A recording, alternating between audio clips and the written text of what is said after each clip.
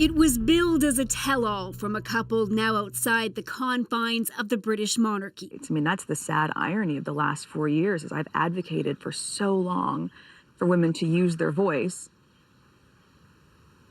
And then I was silent. Were you silent or were you silenced? The latter. The 2-hour interview comes amid mounting friction between Buckingham Palace and the Duke and Duchess of Sussex. Good evening, Meghan. The couple made the decision to leave the UK and their official royal roles nearly 2 years ago.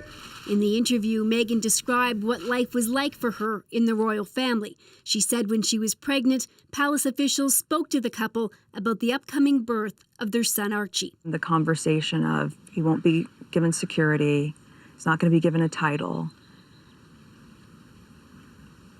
And also concerns and conversations about how dark his skin might be when he's born. She says tabloid scrutiny and life within the royal family made her miserable and lonely. She says at her lowest point, she thought about committing suicide. I just didn't want to be alive anymore. And that was a very clear and real and frightening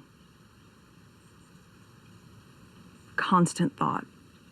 Before this interview, Meghan accused the palace of orchestrating a smear campaign. Last week, the British newspaper The Times ran a report where sources claimed she treated some of her staff so badly that they quit. The palace, which normally is silent on anything published in the papers, said it was concerned about the allegations and would investigate, which it notably did not do over Prince Andrew's sexual abuse allegations. Not only was I not being protected, but that they were willing to lie to protect other members of the family, but they weren't willing to tell the truth to protect me and my husband.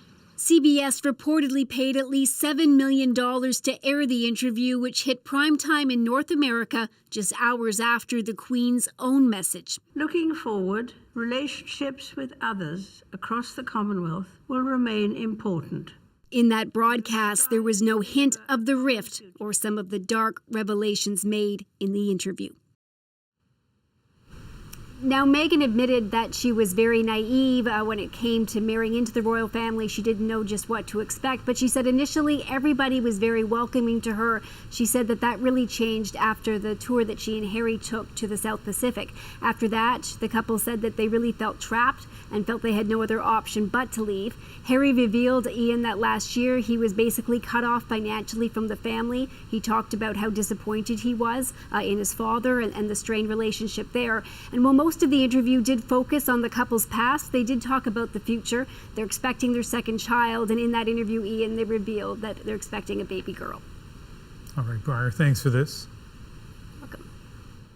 So royal watchers such as Sarika Bowes are keeping a close eye on the interview tonight. She's a lecturer at UBC and joins us from here in Vancouver. So lots of details in there. Sarika, what are your thoughts about what you've just watched? Well, I think the first thing that really I noticed was that I was hearing a narrative of overcoming injustice.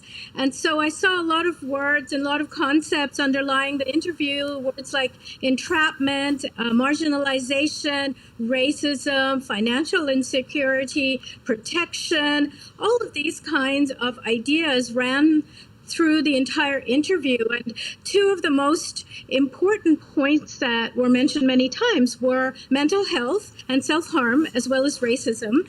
And the idea was that there was a great deal of racist behavior once two things happened. One was the Australian tour, and one was the announcement of the new baby. And there was discussion about not giving the baby a title, discussion about the color of the baby's skin, and discussion really about racist attitudes in the royal family. And I think that particular discussion is probably the most damaging to the royal family.